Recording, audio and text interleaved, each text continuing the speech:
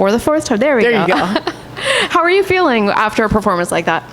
I'm good. You know, there's always, I'm always my biggest critic. There's always things I feel like I could do differently. Definitely a weird situation when it's a friend, so you have to change the dynamics how you do things. But all in all, I saw an opportunity. I seized it. Ilima and I talked. We knew that in any situation, if she was in that same position, she would have to do the same thing. How did it feel in the fight? Because I know you go in knowing I'm fighting a friend, I'm fighting a teammate, but how was it when you were actually in there, especially seeing her hurt through most of it? Yeah, definitely at the end is when it really all crashed and I was able to take it all in. In the midst of the fight, I was just trying to treat her like an opponent, just make sure that I was doing everything that I was supposed to do. But as soon as like that kick was thrown, it was dropped, and I saw the ref stepped in, that veil that was separating and changing the emotion for everything was able to fall away and just see her. And I was upset with the ref. He's like, get away from her. I'm like, excuse me, I'm not trying to hurt her. I'm trying to check on her. We've talked about this. She's not going to be upset that I'm there hugging her. What did you guys say to each other afterwards? Just said that we love each other. She just said, like, you know, don't feel bad. There's no apologies for what you did. And I just told her to keep her head up and that she was an absolute savage and a beast. Was there any surprises in there? I know that it's somebody you know very, very well, so maybe not, but... Yeah, I mean, we haven't trained together in about 2 years or so, and I know that she's been working a lot of her Muay Thai, so her throwing a body kick, honestly, was something I was really surprised about, because Ilima hates kicking. Her throwing any leg kicks was super impressive, so that came as a surprise, and it was honestly nice and refreshing to see her changing things up and adding more stuff to her game.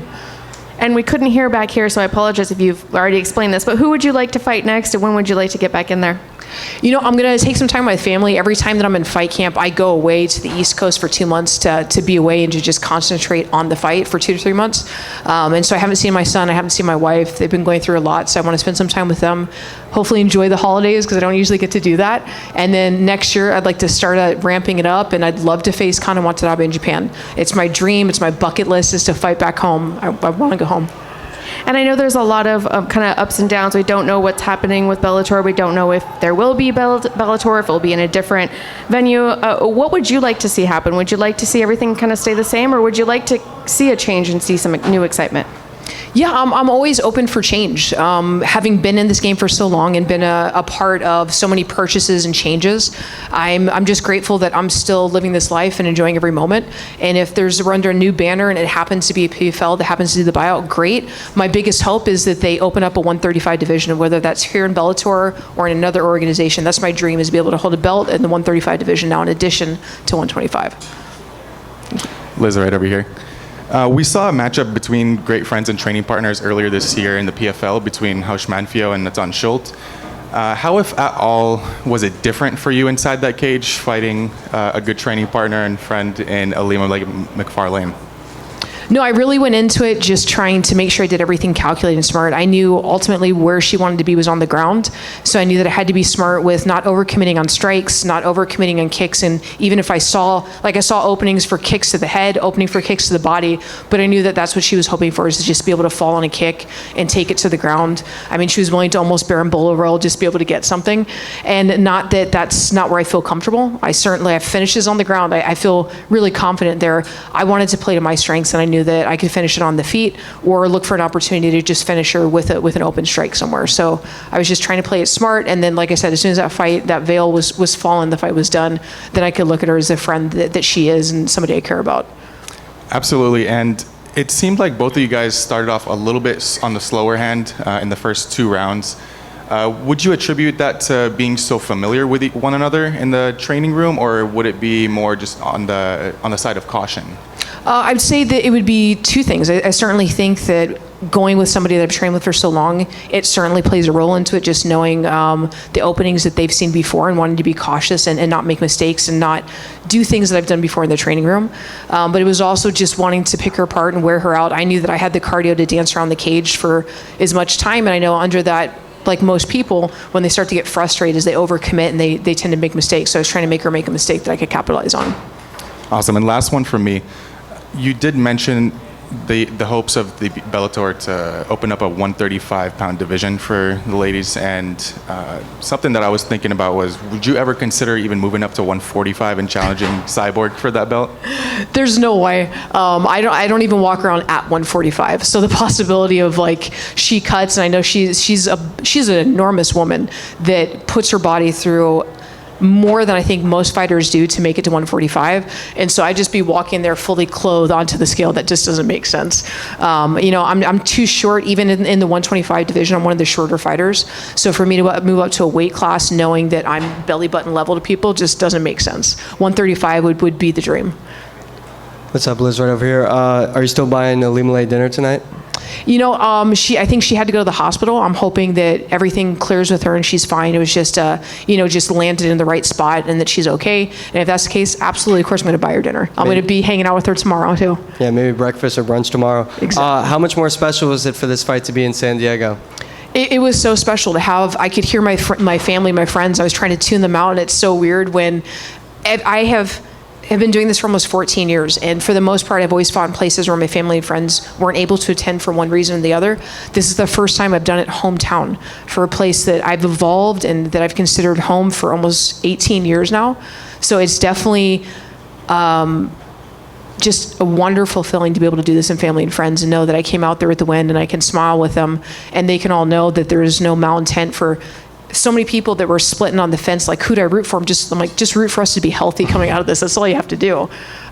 So it was great to do that here in San Diego, to do it in front of military personnel. It's amazing. That's awesome. And then last thing for me, none of us really know, even the media, we don't know what's going on with Bellator. Fighters don't know.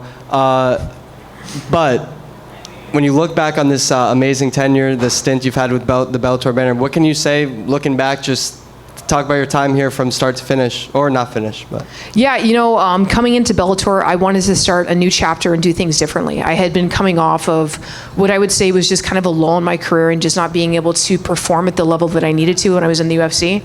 And when I left and I came to Bellator, I'm like, I'm not going to be that person anymore. Going to decisions, not having finishes, not performing to the level that I know I can just isn't an option anymore. The fans don't want to see it. I don't want to be that person. Playing safe just doesn't make sense. So I've come into Bellator proud of everything that I've done, finishing now 6 of my 7 fights.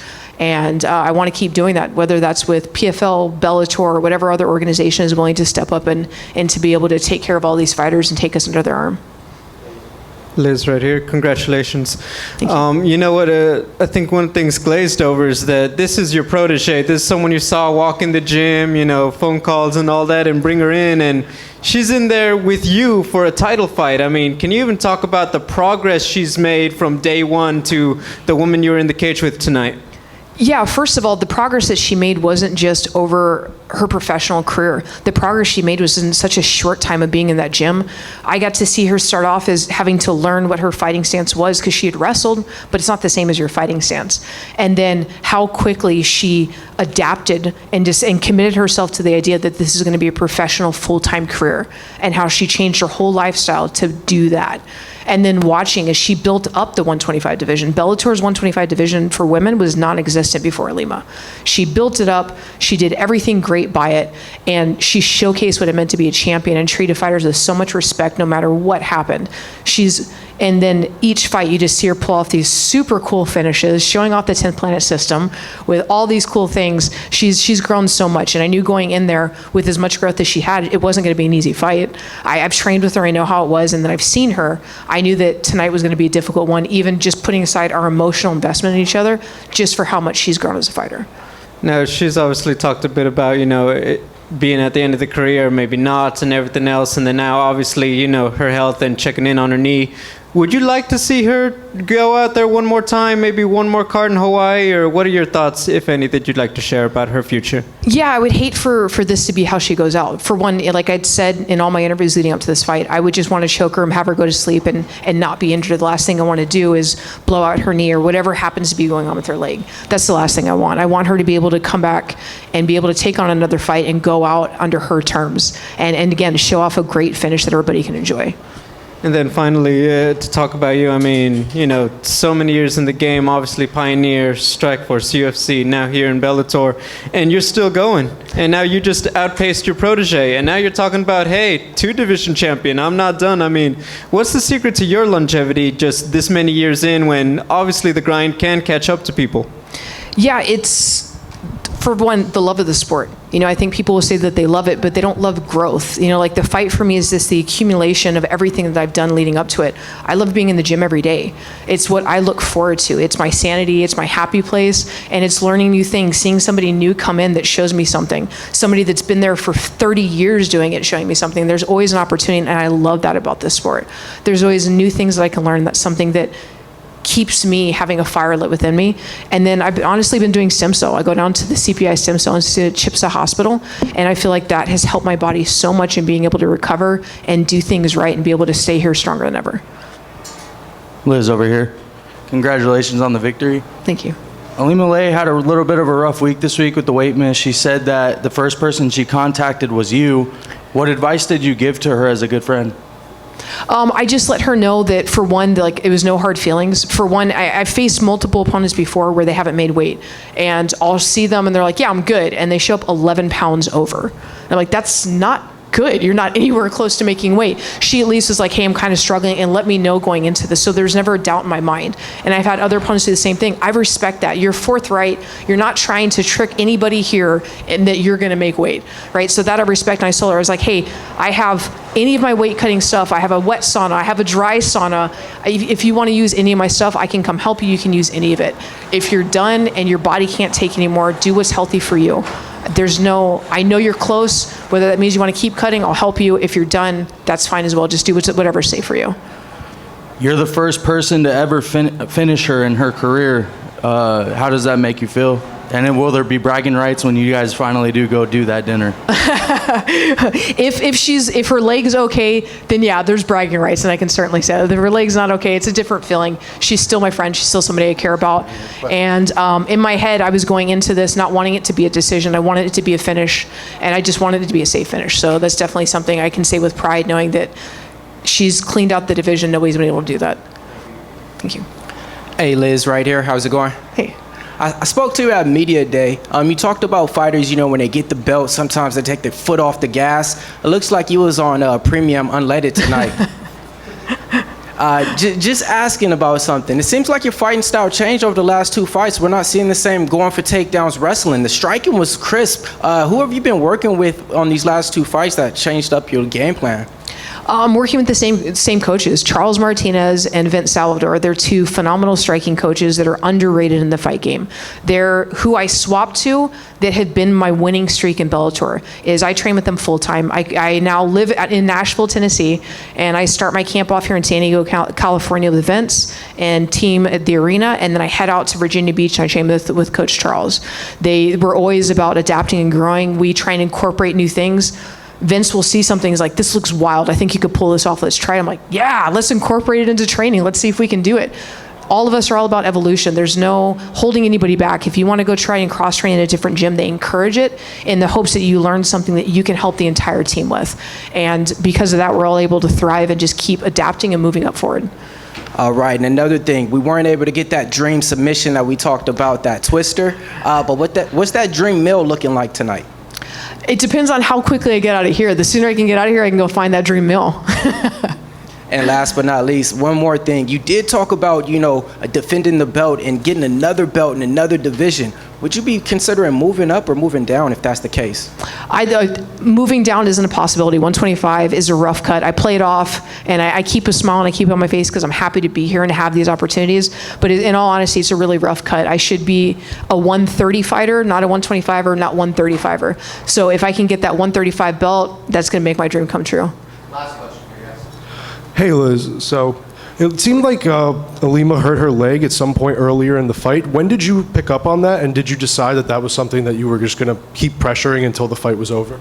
Yeah, I would say that I started to really pick up on it towards the end of the second and into the third round where I noticed it was bothering her. But I also know that where she wanted to be was on the ground to pull off submissions or slice with elbows. I know how bony and sharp her elbows are. And even if I wasn't worried about getting submitted, an accidental elbow that grazes, that ends a fight. So I was just trying to play it smart and not get in those situations. And I didn't want to overcommit and chase something that would compromise me and put me in a position that would cost me the fight. You called for a Kana Watanabe rematch in Japan after this. What is your interest in that fight, and why in Japan? Japan, I grew up in Okinawa, Japan, and it's always been my dream once I got into fighting to go back home. I have not been back to Okinawa since 2006. And that's a really sad idea because there's so many memories I have there, and I love that culture, I love that community, and I want to go back and visit. So it would be my bucket list to be able to fight in Japan. I don't see it happening in Okinawa because it's so small, so it'd have to be mainland Japan.